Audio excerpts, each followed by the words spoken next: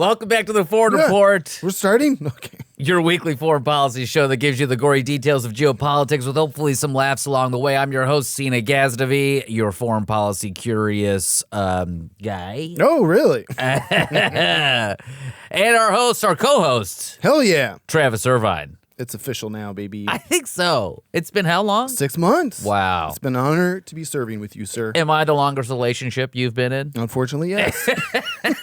Congratulations to you. And my condolences. Comedian, director, Columbia Journalism School grad. If you don't know that by now. Poof. I got to get a different hat. Yeah. Honestly, this one's getting pretty worn. You look very official today. I wore a dress shirt. And I also slicked back my hair. The hair is slicked back. Yeah, we're trying to look nice. For you, for our 6-month anniversary. There we go. What do you get for the 6? You know, it's like wood for... Yeah, I get wood for 6 months anniversary. Yeah, you get bricked up. Anyways. Yeah, anyway, you get it. Let's talk about something not funny at all and frustrating. Okay. Are you ready? Last week was fun. We talked about Epstein, which is technically also not funny at all. Technically terrible, but it was fun to discuss it with conspiracy expert Marcus Parks, who calls it one of the biggest conspiracies of, the last few decades at least. Yeah. And that's saying something. So I'm going to assume today we're going to talk about sunshine, lollipops, and rainbows. And maybe some puppies? And some starvation. Okay. Man. Oh, God. Okay, Jesus. Right. When I was on vacation, I saw a lot of this stuff flying around about, are they starving? Are these kids starving? Are they not starving? Which is such a strange way and strange level of discourse we've reached. Yeah. Of like... Define starving. Exactly. Right, that's where we're at. Okay. I also want to talk about the rhetoric from Israeli government officials, as well as comparing that to some of the rhetoric from MAGA people and some American officials that are now waffling, but also not. It's very interesting the way people are talking. So you don't have to take my word for it or Travis's word for it. We're going to show you what people that are making decisions that are having an impact in this war are saying, right? Oh, okay. And again, we're going to do a whole episode eventually on genocide. What is genocide? What is the legal definition of genocide? Is what's happening in Gaza a legal genocide? I think from a human perspective, it is a genocide, but that's different than what the international courts are going to vet eventually. And so as a lawyer, I'm very interested in that kind of back and forth. On a human level, it's very clearly ethnic cleansing. On a human level, it's very clearly a genocide. On a human level, it's very clearly apartheid. On a human level, it's very clearly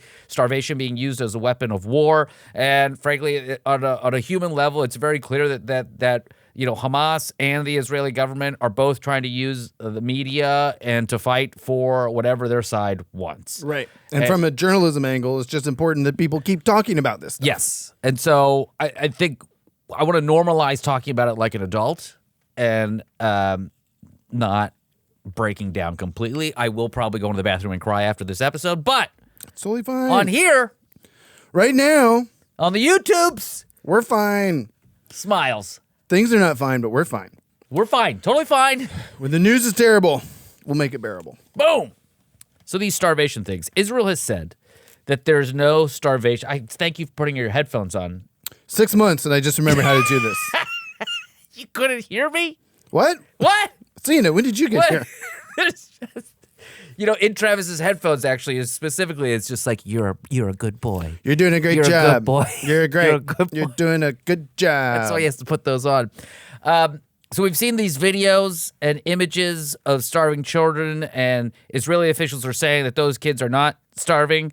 Conservative pundits are saying, well, I saw, I can't remember who was it. Who's the blonde former Fox? She's the lawyer. Megyn Kelly? Megyn Kelly. Oh, boy. She was just like, I don't buy the images, but they should stop the war.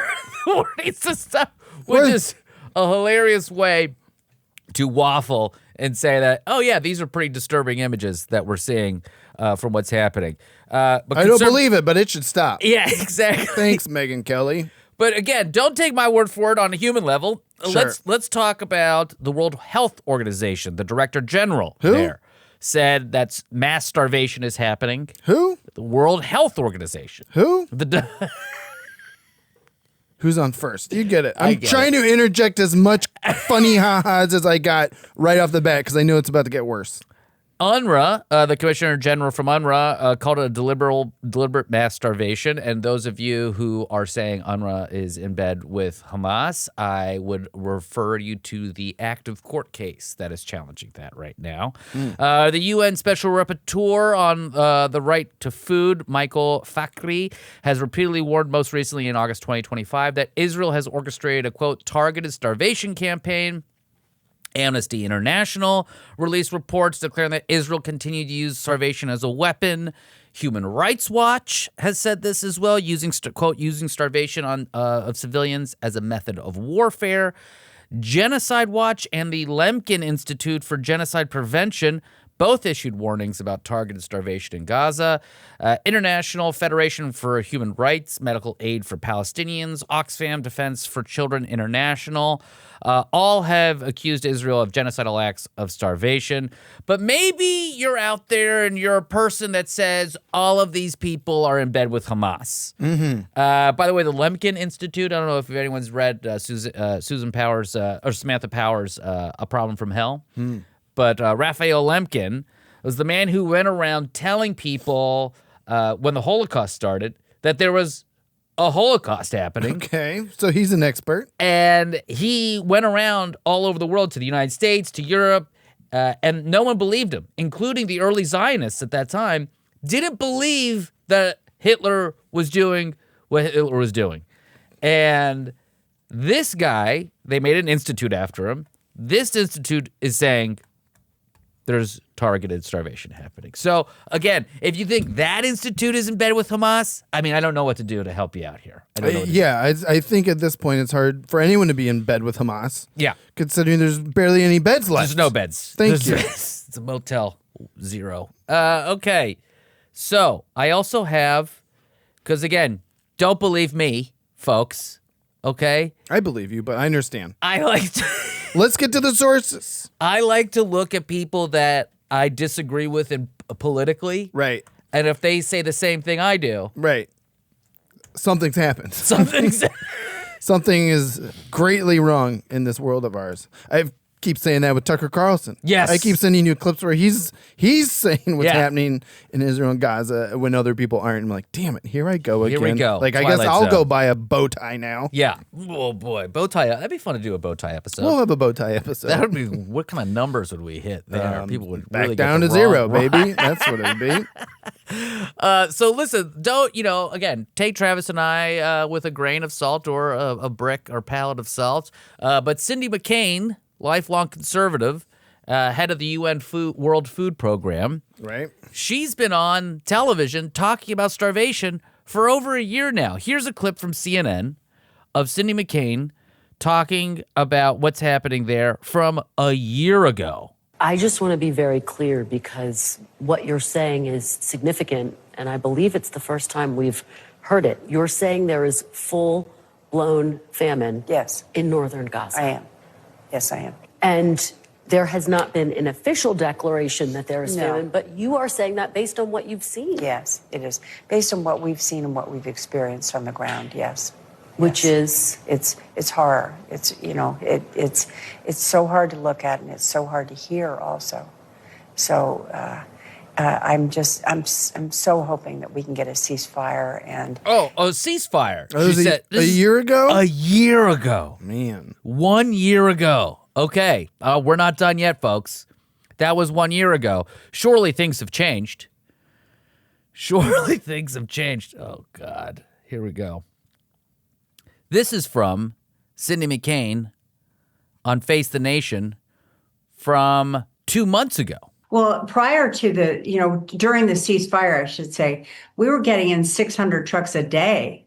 Right now, we're getting in maybe 100, something like that. So it's not nearly enough. And it needs to be going to the correct places. So the various gates, it's inconsistent as to how the gates are open. It's inconsistent as to the roads we can use.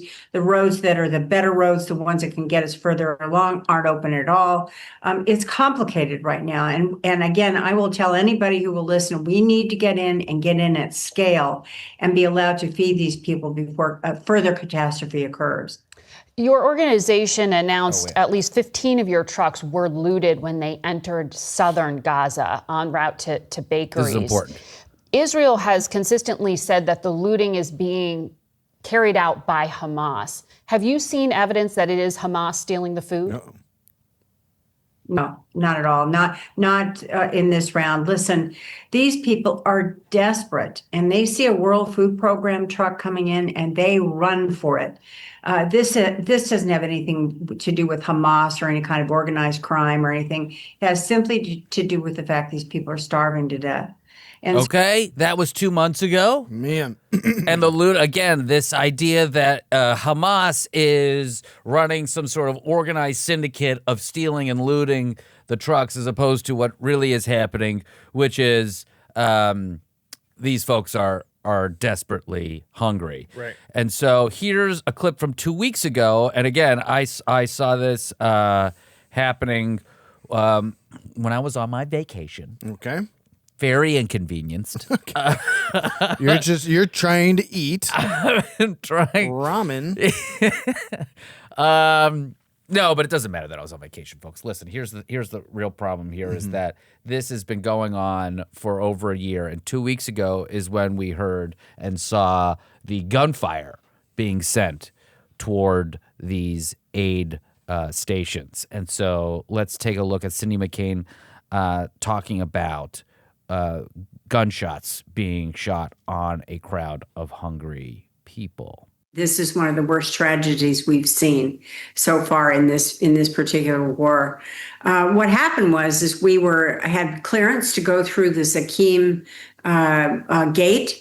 We were through the gate. The Israelis had, as you know, they clear everything and they decide when and if you go in. And we began our trek down the road, and what we saw were thousands of people running towards us, and they were hungry. They're starving. And all of a sudden, the Israeli tanks, Israeli guns, Israeli weapons from all kinds started firing on the crowd. And it was it's something that I hope never happens again. But more importantly, our group, WFP, our people that work for us were there too, and they were put in grave danger as a result of that. No humanitarian aid worker should ever be a target of anything. Well, this follows a trend over the last 2 months where over 800 Palestinians have been killed around aid distribution sites. The majority of those are at the controversial US-backed and Israel-supported Gaza Humanitarian This is huge. Foundation. Can you be very specific? Are you coordinating in any way or supporting in any way that operational model? And what is your view on the GHF? Well, we are not coordinating, and we do not work with GHF. As you know, we're a UN agency, and so we have our UN. The way the UN operates is different from what GHF is doing. I don't really have any information about them at all because we don't even talk. The GHF model was developed according to those involved with it, with private sector input and Israeli government coordination, designed to minimize Hamas interference. And there is much reporting of Hamas looting. Is there any evidence to suggest that that is correct? Have you seen any evidence of that? What is the picture on the ground?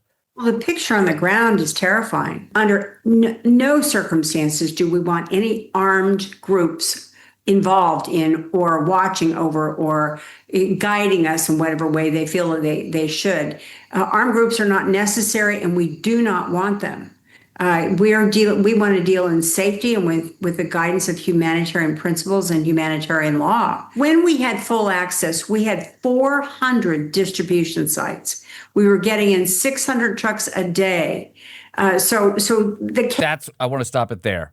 The thing I want to big time flag there. Okay. 400 distribution sites. 600 trucks a day. She talked about it earlier too. That was like the heyday of the aid. Getting it in. And that's the ceasefire, right? Right. Okay, so 400 trucks a day, or 400 distribution sites. Do you know how many distribution sites there are with this GHF thing? Uh-oh. No. 4. 4? 4. That's 1/100th. And now the number of trucks have plummeted by basically 80% that have been going in.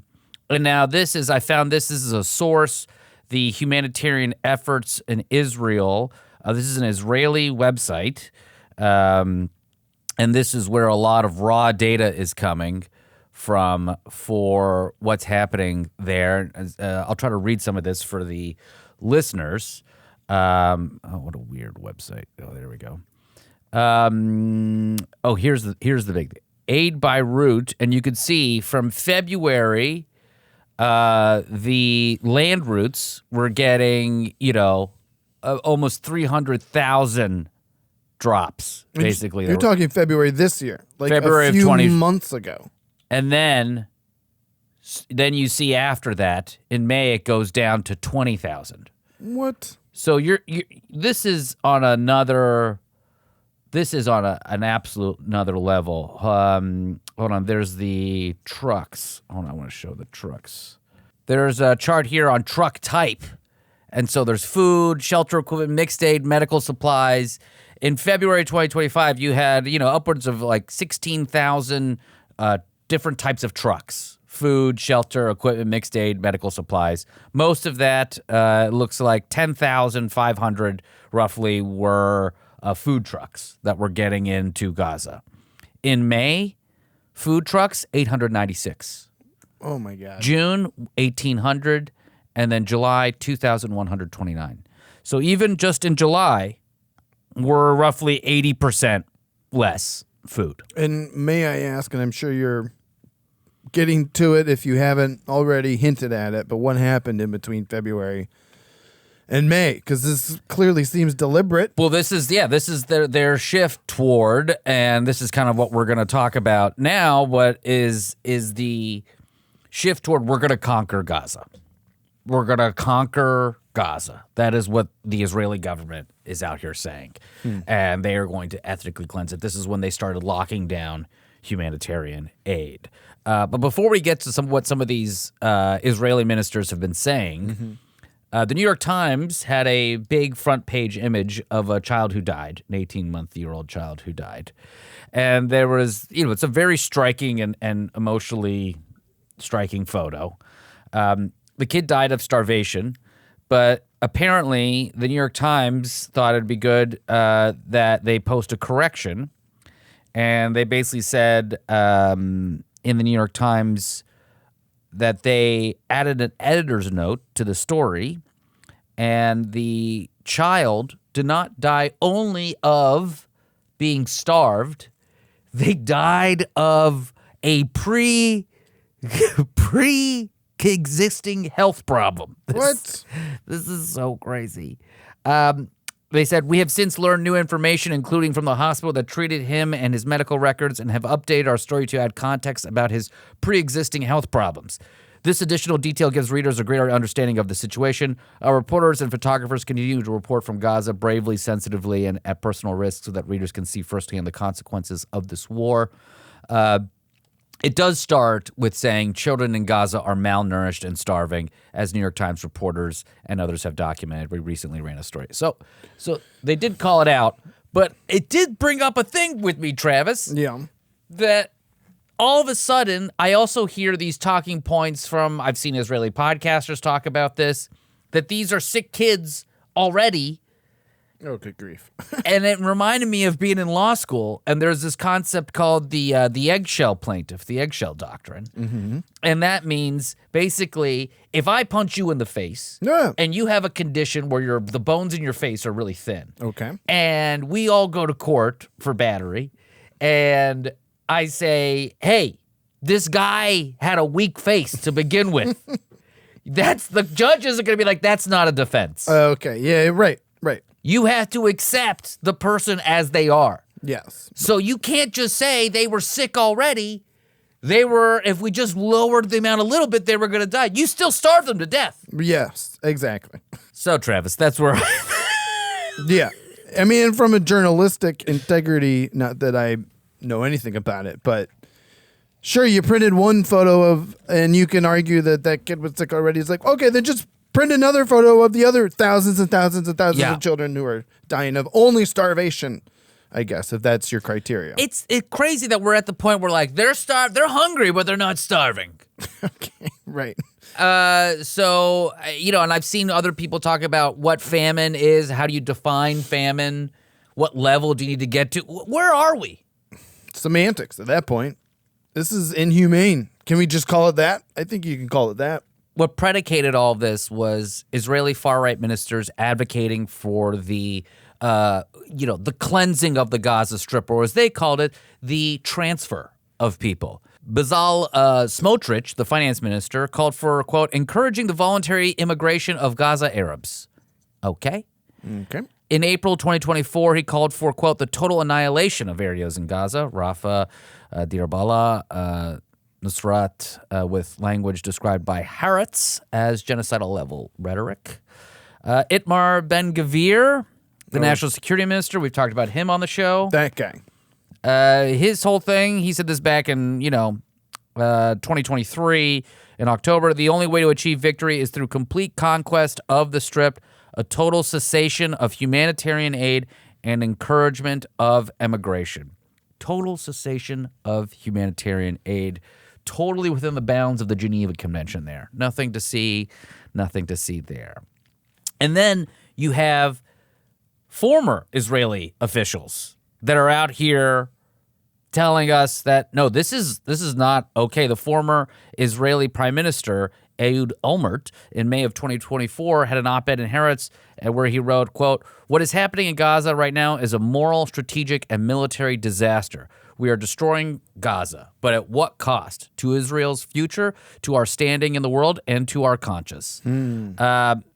So this is, he's talked about ethnic cleansing. He said, quote, we cannot destroy an entire city with its inhabitants and say we are doing so in self-defense.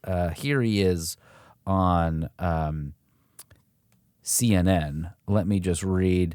The reporter reads from his op-ed, and then he comments on it. So let me just bring that up here for you. And then, Travis, I want to hear your thoughts about this. The CNN anchor quotes Olmert's op-ed, what we are doing now in Gaza is a war of devastation, indiscriminate, limitless, cruel, and criminal killings of civilians.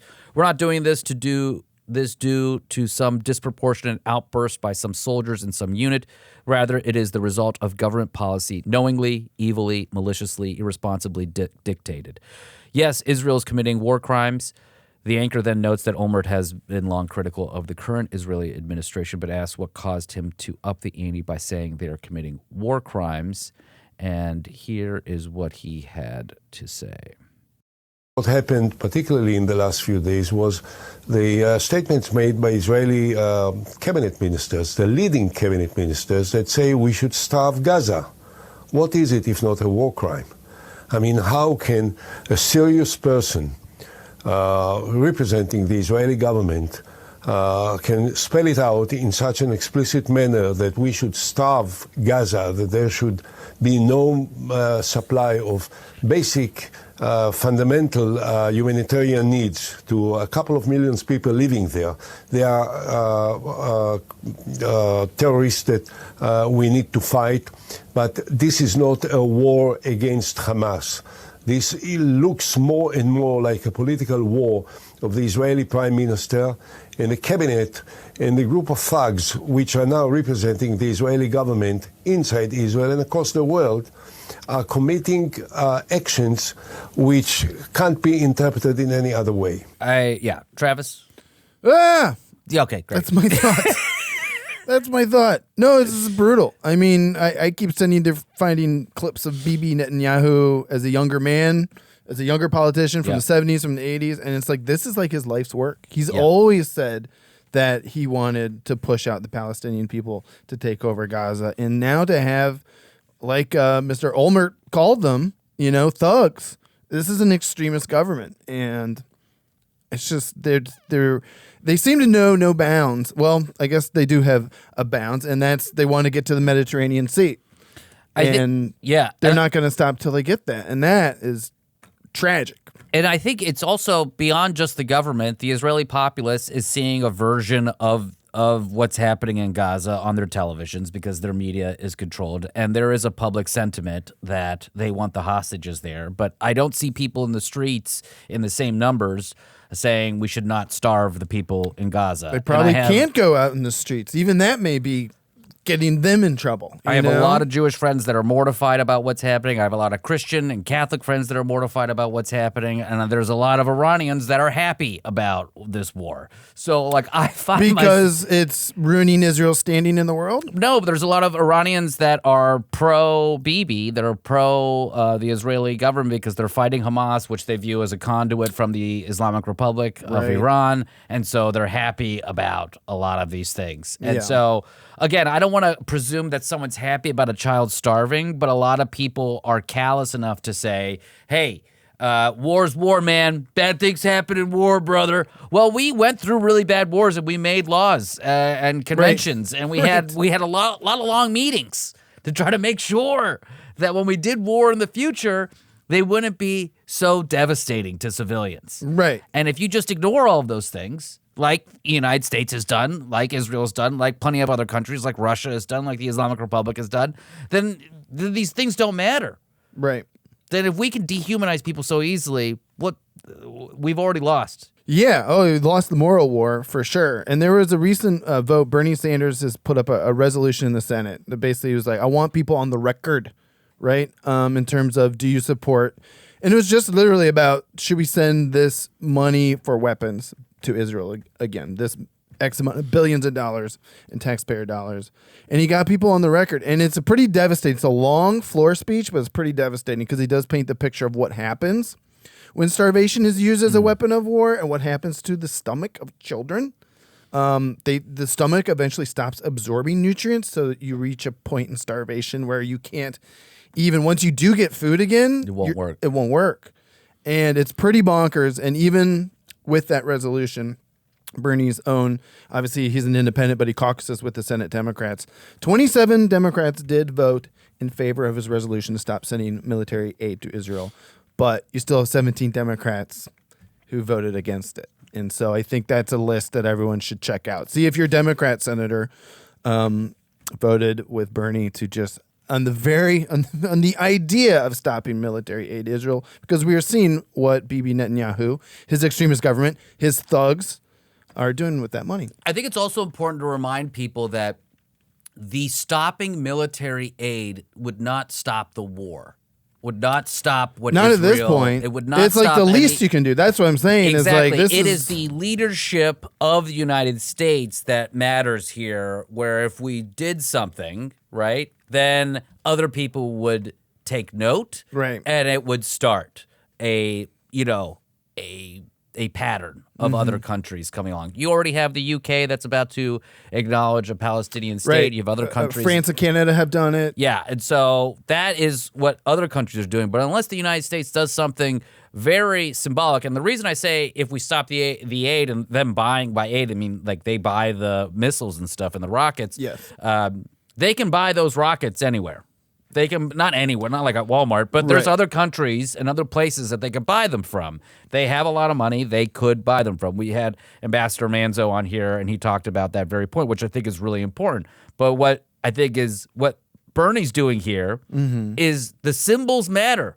Yeah. Because that's how the entire world will change the conversation. It's already shifted a lot. Yeah. But hopefully it happens in the future. Well, and the Gallup polls too. Like, I mean, they're doing polling now. I mean, we finally have reached that point, and unfortunately, right, this is a little bit of history repeating, right? When Vietnam finally, when the images started coming through of what was happening there, and it started to change public opinion, and maybe there wasn't even much of a public opinion before this on what was really happening. But now that the images are getting out, whether they are, again, children with pre-existing conditions or not, I think that is changing the public narrative. And it's happening on both sides of the aisle. Yeah, maybe you could guess what congressperson said this. October 7th in Israel was horrific, but so is the genocide, humanitarian crisis, and starvation happening in Gaza.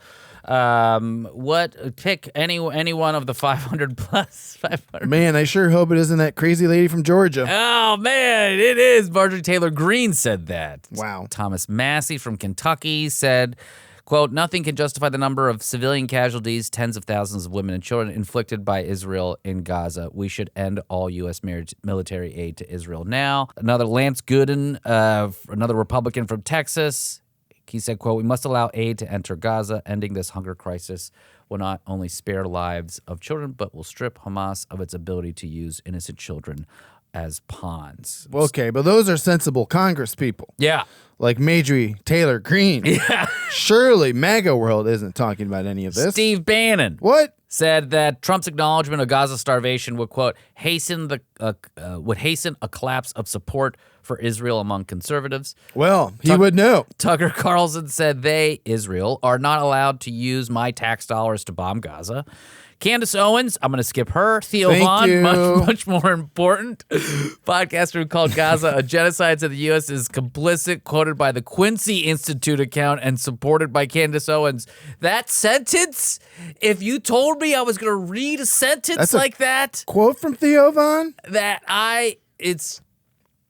And he didn't follow up with like, but whatever. What you got to do what you got to do, brother. Listen, that's a lot on what's happening. It's a lot. The starvation question was something that I really got interested in because it seems so another one of these conversations and these controversies that seems so strange, that seems to signify and symbolize how we can so easily dehumanize another group of people and talk about them like it's like a meme online. Mm-hmm. And so I hope we can all be adults about this and talk about it in thoughtful ways. And on the journalistic front, again, to talk about it at all is the first step into changing a public opinion. When we come back, Travis, another big shift happened while I was away. It was while I was in Japan. Japan had elections. Wait a minute. And some things happened. Oh, so you're CIA. Thanks for telling us. That is right. With my CIA counterparts, really good beer in Hokkaido, by the way. I'm Seena Ghaznavi, Travis Irvine. This is the Foreign Report. We'll be right back after this.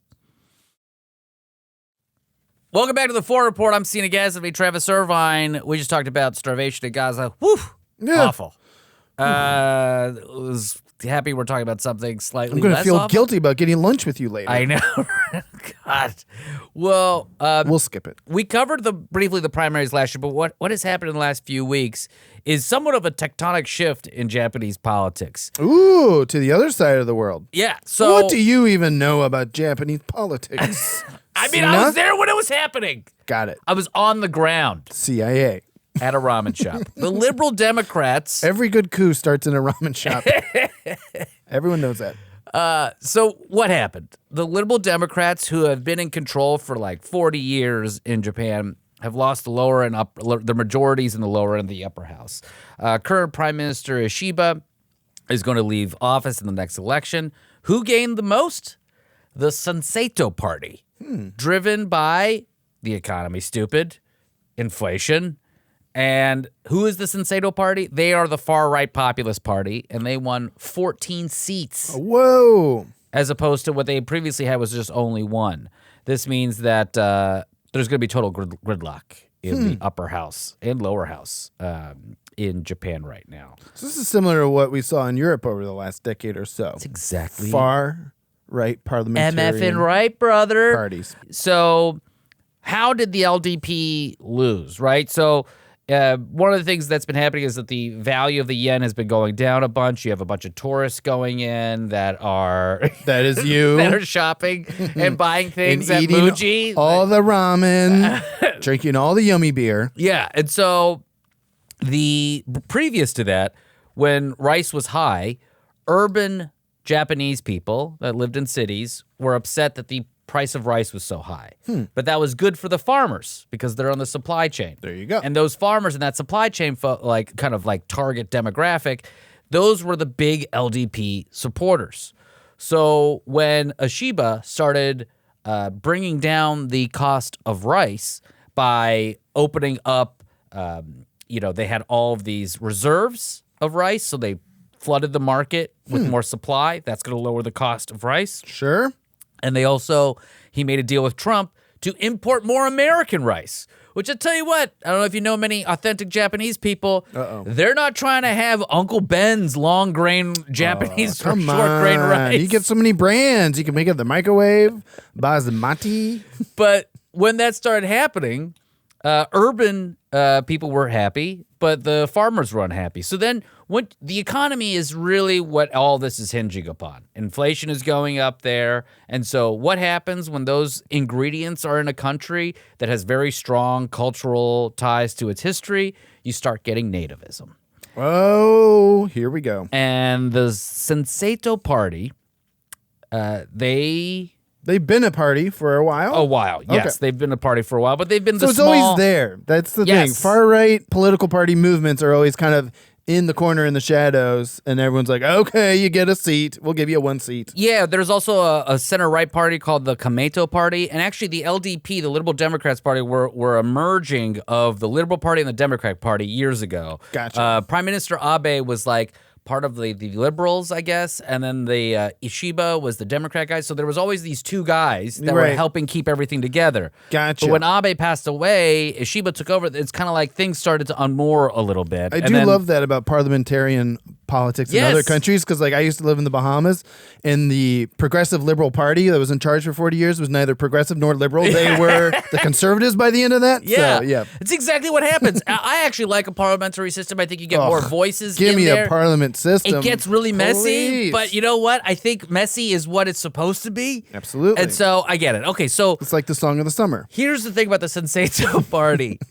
is that their slogan is Japanese first. And that's translated in a weird way. Okay. So they use there's three types of written languages, characters in Japanese, the hiragana, katakana, and kanji. So the second one, katakana, is how they would basically write English in Japanese. And so they didn't use the actual word for first in Japanese. They wrote out firsto. So Japanese firsto.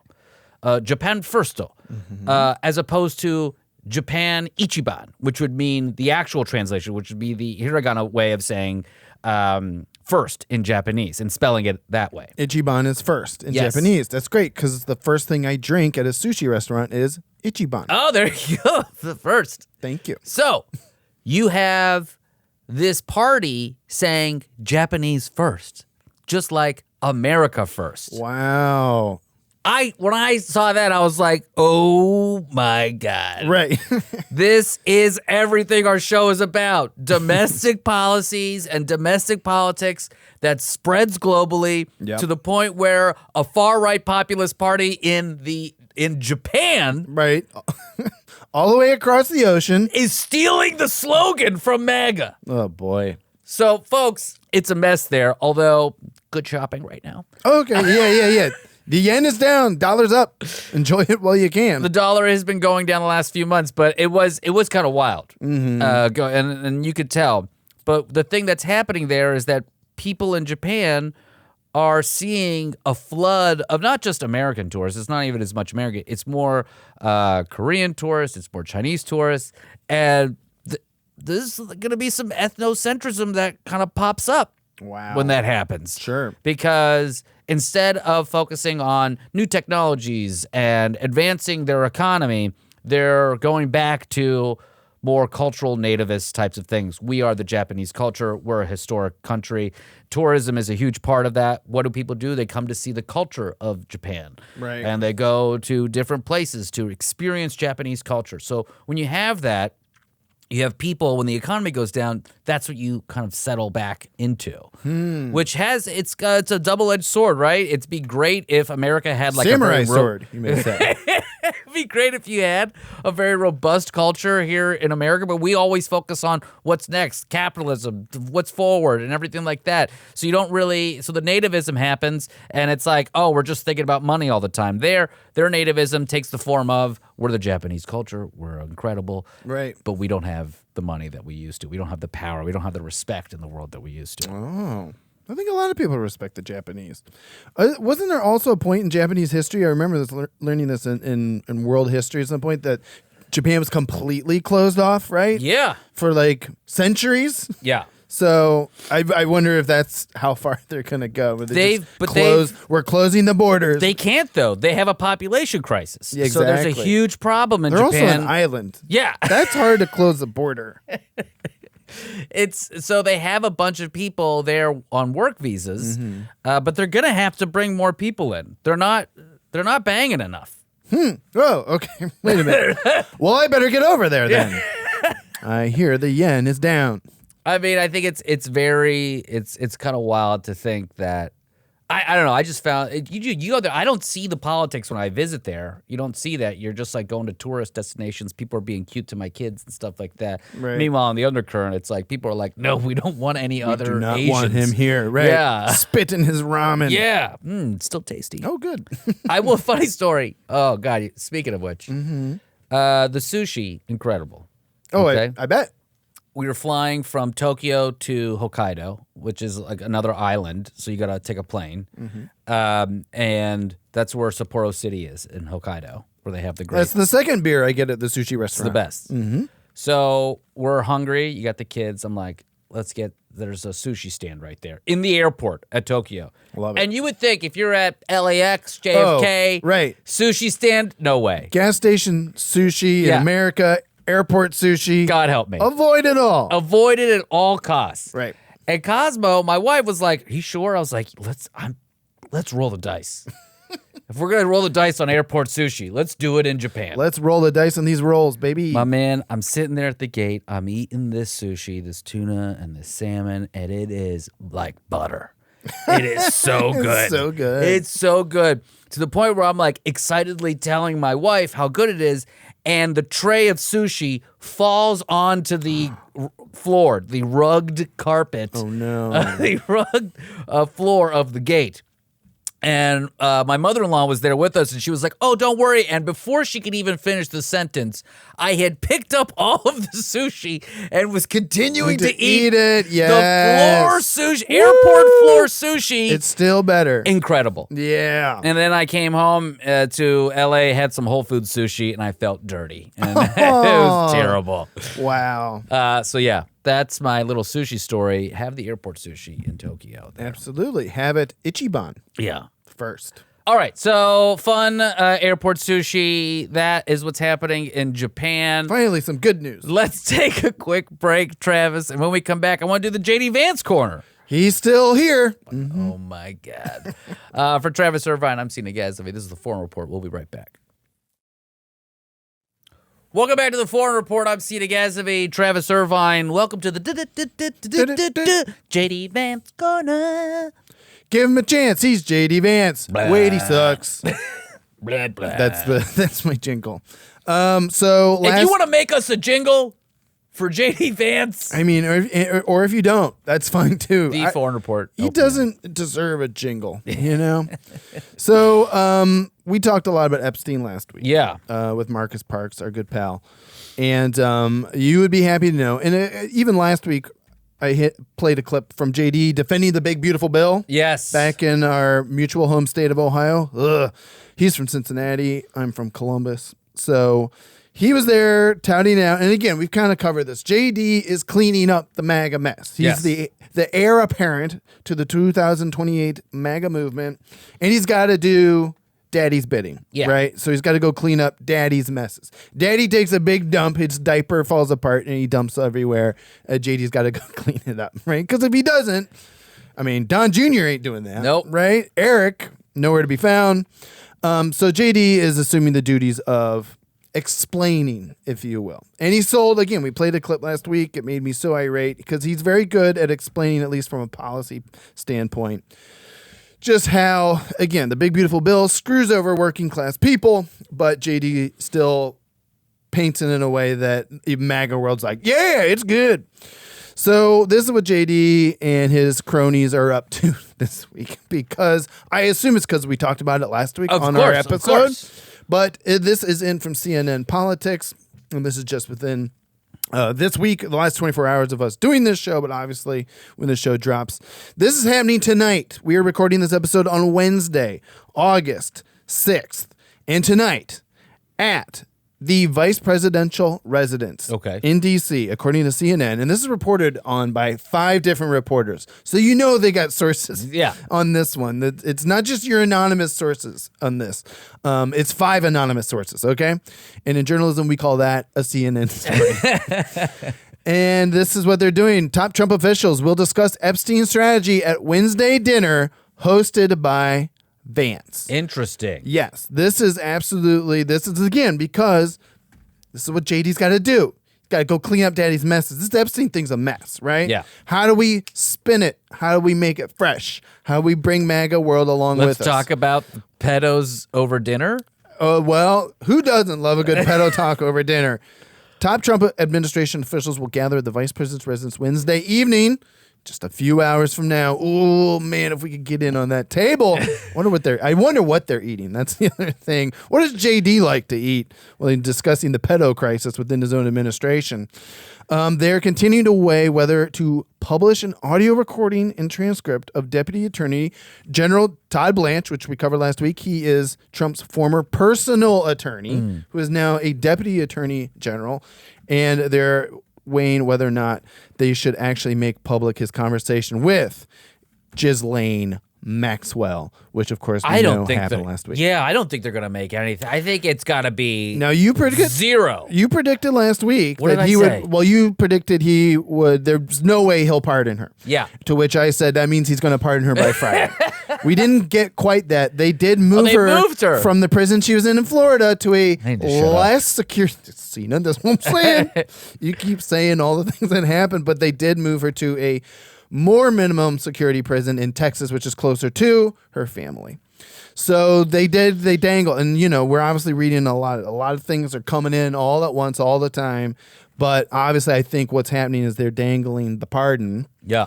And maybe it won't happen right away, but maybe by the end of the administration. And so what JD and his team, in terms of clean up daddy's mess, this is what they're going to figure out tonight at the vice president's residence. And that is, what do we make public? What do we not make public? I sent you the Bloomberg article that they have redacted Trump's name from all the Epstein files thousands of times under the guise of he was a private citizen when all that the investigation was taking place.